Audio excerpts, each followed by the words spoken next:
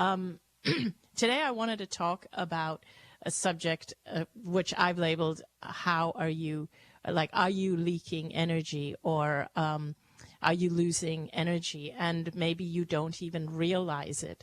So even though all of us are connected to source at all times, we're always connected to source. You can't not be, because you are a part of source energy, and just by living and being and breathing and being here, you are connected to source all the time.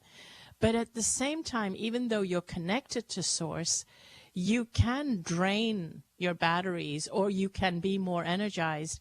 And the analogy I like to use to explain that is, imagine if you are, or imagine your smartphone device, like, nearly everybody out there today has a phone or a smartphone. So a smartphone is actually a better analogy, because you've got all these apps running. And so your smartphone may be connected to power all the time. In other words, it's connected to source. But depending on how many apps you have going on, that's what determines how fast your battery runs out, or how fast you charge up. So you have access to charging all the time. So imagine you have an access to a charger all the time. But how often do you charge? How often do you use the charger versus running dry your phone with all those apps? And also, are you aware of which apps are running your phone down, or running your phone out of energy sooner than other apps? So this is pretty much how we run, is that we believe that certain things are causing us to use up our energy, whereas there could be other things in the background that are causing us to drain energy that we're not even aware of. And so you know how sometimes in your phone, when you're low on battery and you're not near a charger, you have to go in and look at all the apps that are running in the background which you don't need right now, and you shut them off. So, and there might be apps that you're not even aware that are running, that are using up battery. So this is what we do all the time. And this is what I wanted to talk about and to uncover, like, where are we leaking energy without even being aware that we're leaking this energy?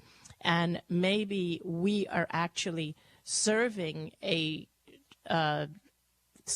belief but we don't realize that there's another belief in the background that's actually working against us.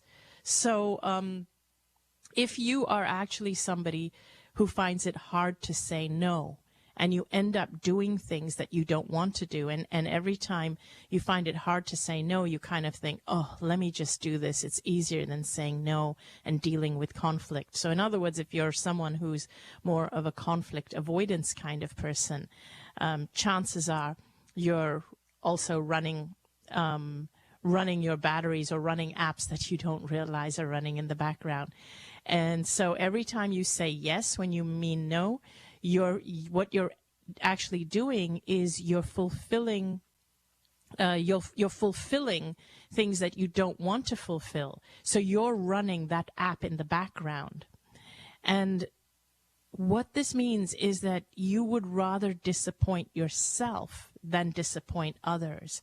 So if you're someone who would rather who finds it easier to disappoint themselves than disappoint others, you're also very likely to find yourself running low on energy.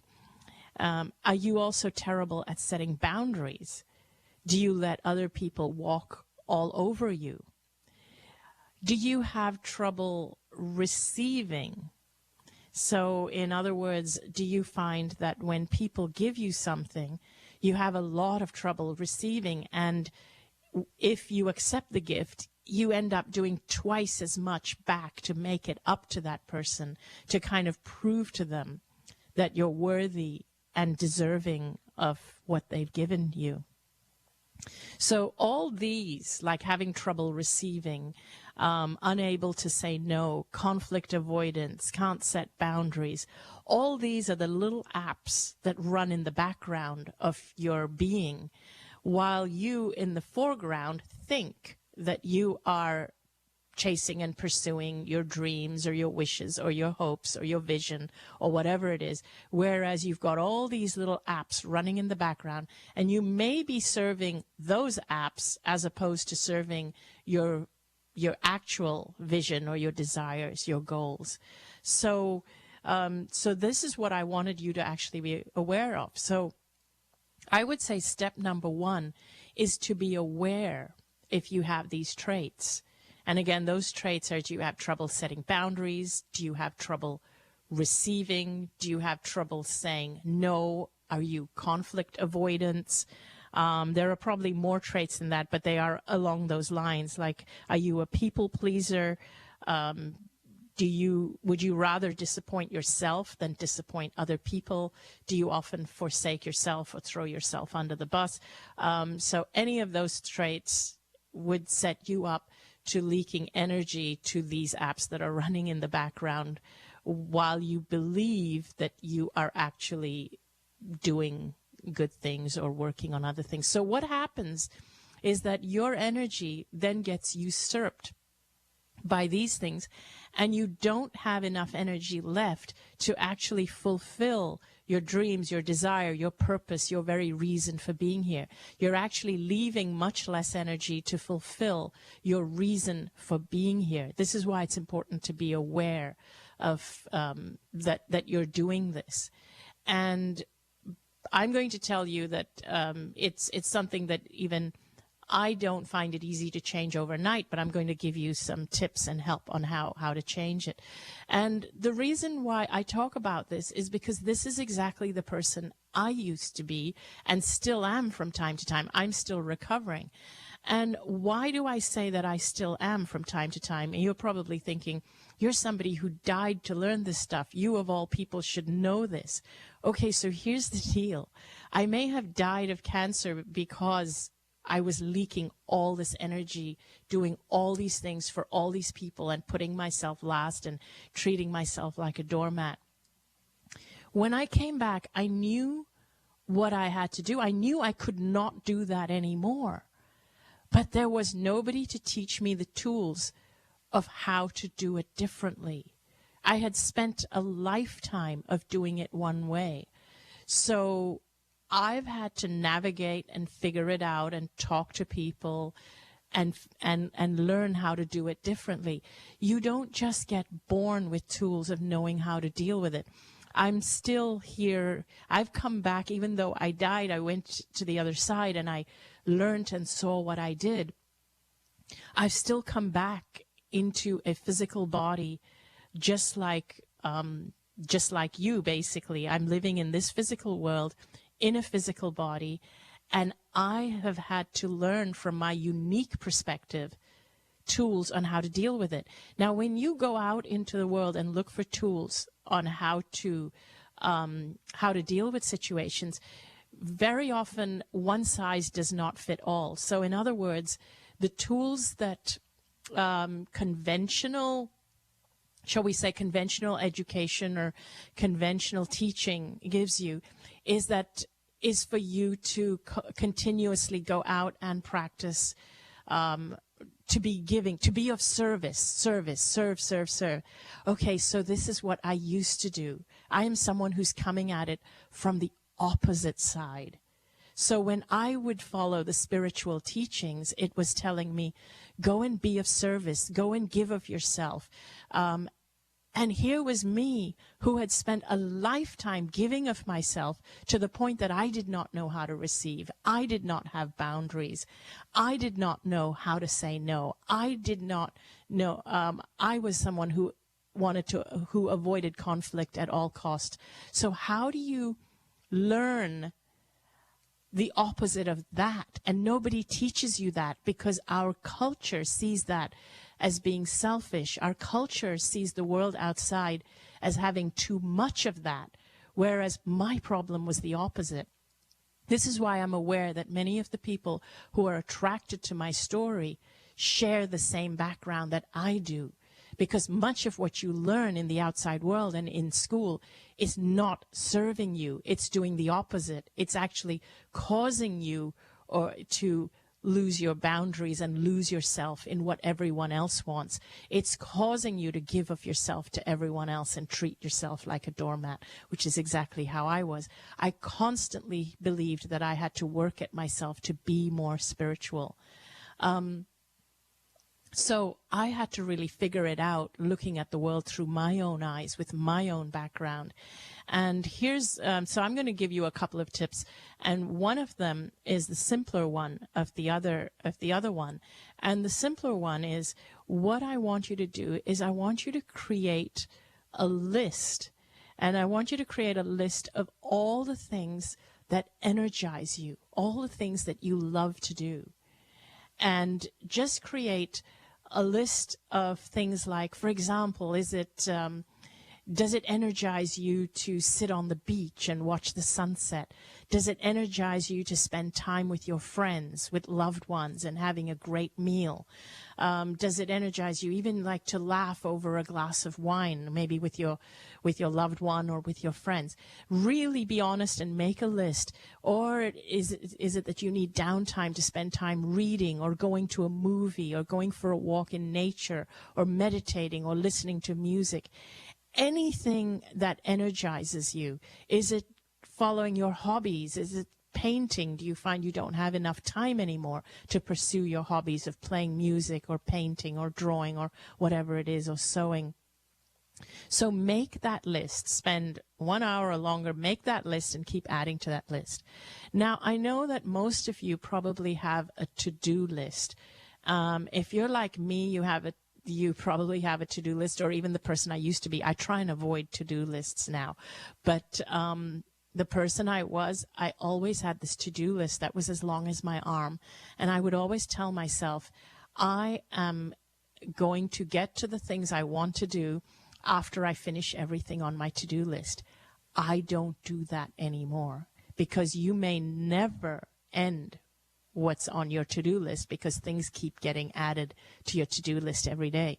So even if you're someone who has a to-do list, that's fine. I want you to create this separate list, which is things I love, or things that make me feel alive, or things that make me feel passionate. Or you can say things that recharge my batteries or recharge my energy. So I want you to create this list, and that's the number one commitment I would ask you to make, is to create this list of all the things you love to do. Then the second thing would be to make a commitment that you will spend at least, and then give yourself a time like 1 hour, 2 hours, 3 hours if you can, and try and match the amount of time you give your to-do list. So if you spend 3 or 4 hours every day working on your to-do list, I want you to spend 3 or 4 hours every day charging your batteries with the things from the other list. Now, here's the best part about this exercise, is that you don't even have to figure out what are the things that are draining your batteries.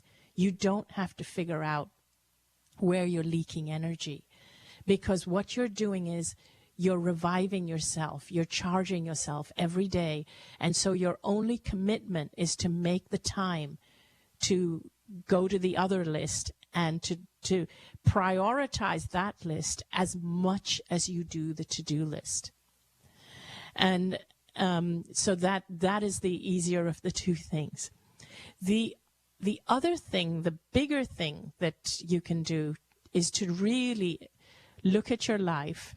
And what I would do is that when I'm feeling really drained, what it means is that I'm not being true to who I am. It means I'm not following my own vision. It means that I'm trying to be what everyone else around me expects me to be. I'm not following my own truth or my own purpose.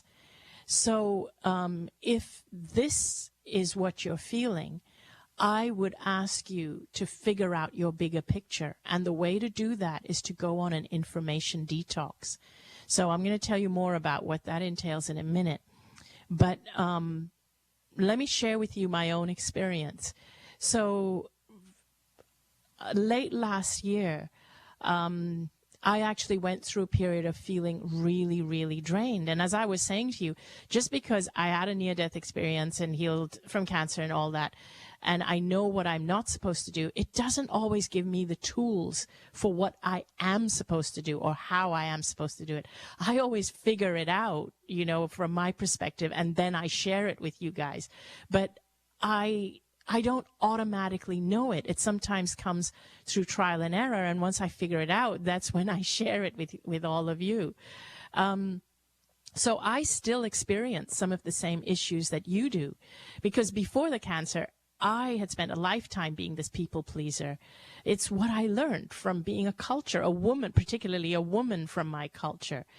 And so then now in handling the tools, in needing the tools to cope, one of the things that I found that was most effective for me is to go on this information detox. So in the latter part of the year, so what I found was I was running around doing all these things, and I had taken on more than I can handle. And I'd made the same mistake of not setting enough boundaries, and I ended up saying yes more often than I wanted to, because the types of things that I am now saying yes to are very different. And so I didn't recognize them as being things that would drain me, because they're very different to the types of things that I was saying yes to before I had cancer or when I had cancer.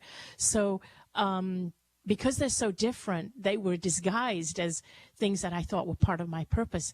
But here's the trick, is that I forgot to ask myself, are these things energizing me or are they depleting me?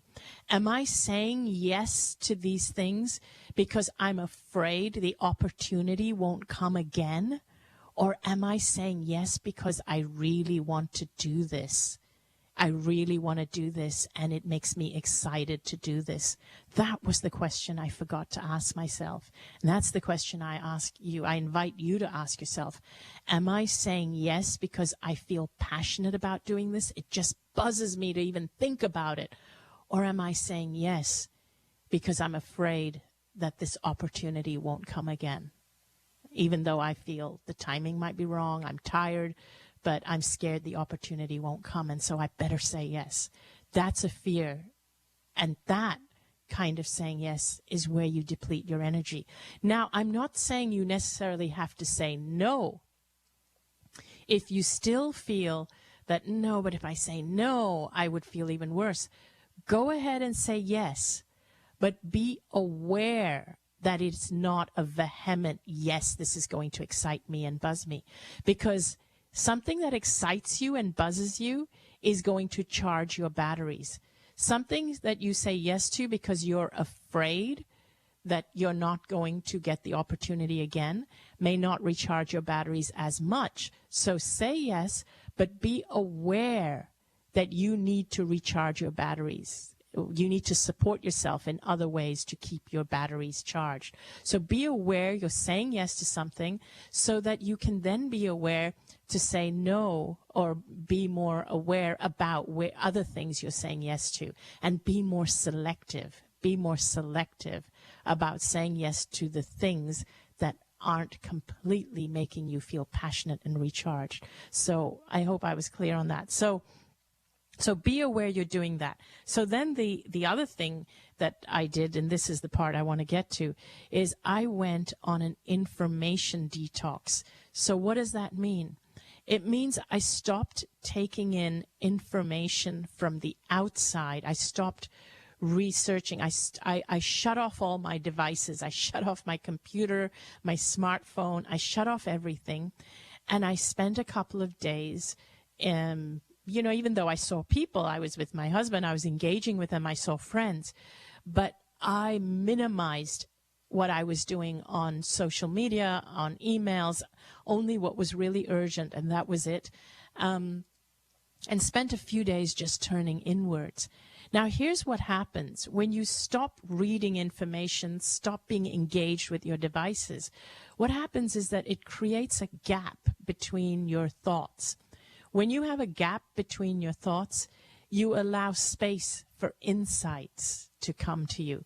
These insights come from our higher self, from our guidance system. And insights find it hard to reach you when your mind is constantly overloaded.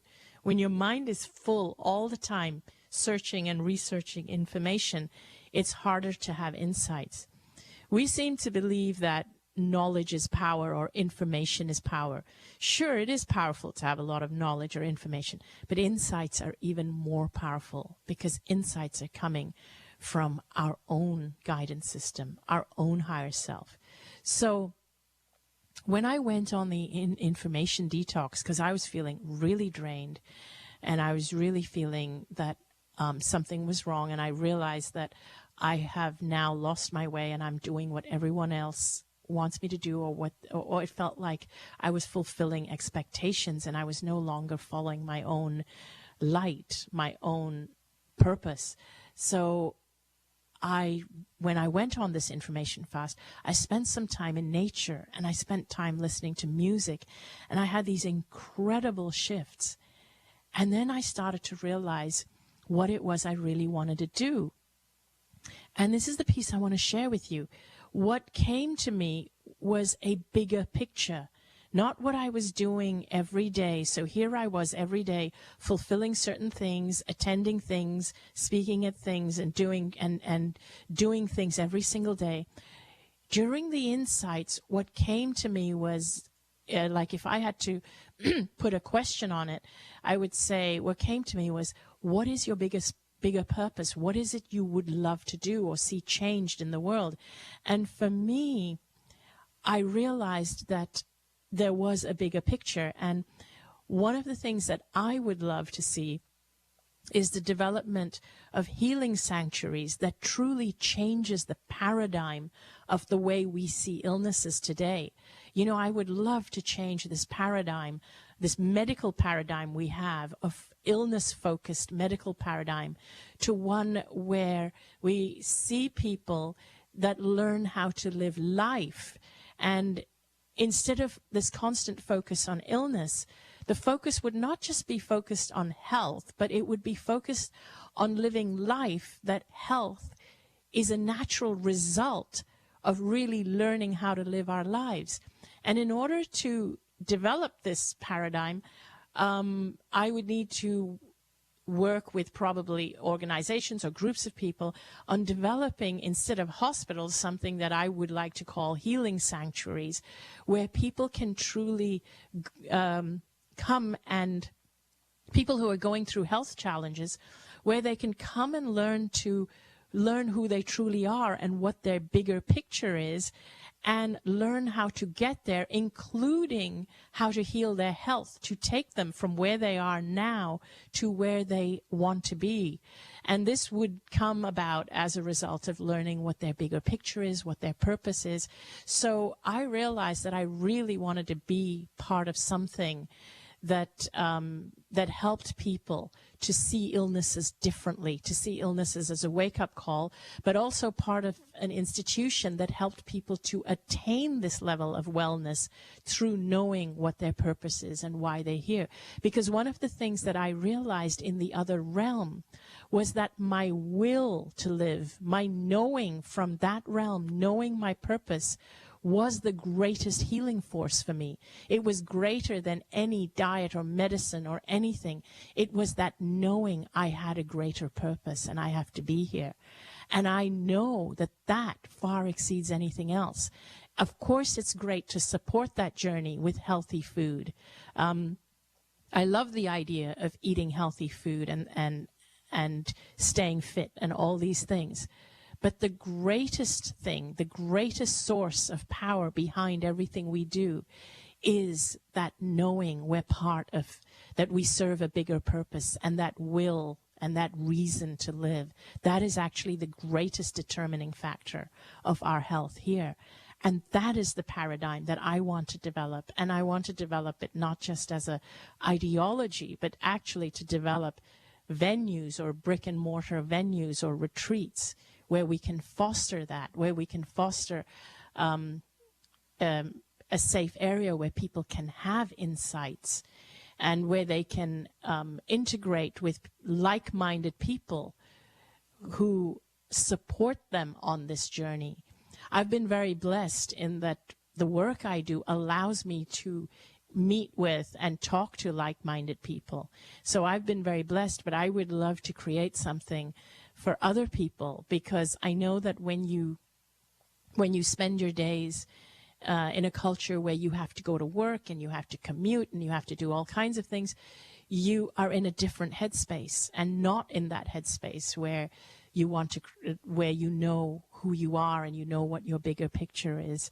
So this is really the shift I want to make, or what I want to work on, and to actually create such venues and retreats and so on. And so that's actually what I'm spending my life now, committed to spending my life doing, because one day I will die and leave the planet for another world. And it's my hope that I leave this world a better place for having been in it. So there you have it. So if you are feeling drained or dealing with an illness, if you're dealing with a health challenge, start with making a list of the things you want to do, and make that list as important as a to-do list. And then when you can make the time for it, go on an information detox and ask yourself, what is my bigger picture? What is my bigger picture? Ask yourself these questions as you go into this information detox, as you go to bed at night, and allow the insights to come to you. When you set that intent, the insights will come to you. And talk with people who will support you and support your ideologies. Spend your time, surround yourself with people, like-minded people. And so yeah, that's basically where I'm at. And I would love to hear your feedback. You will be hearing more about my retreats coming up. My Heaven is an Experiential Journey, which is the name that I came up with for my retreats, to give people an actual experiential journey of what it feels like to receive, what it feels like to know your purpose and your bigger picture, and to develop a stronger will to live and a purposeful life. So I will be speaking a lot more about those, and I will be developing those. But check out my website, my Facebook page. I have a few events coming up. And I love connecting with you when I have events. Love to see you, love to hear from you. And please give me your feedback on Facebook and so on.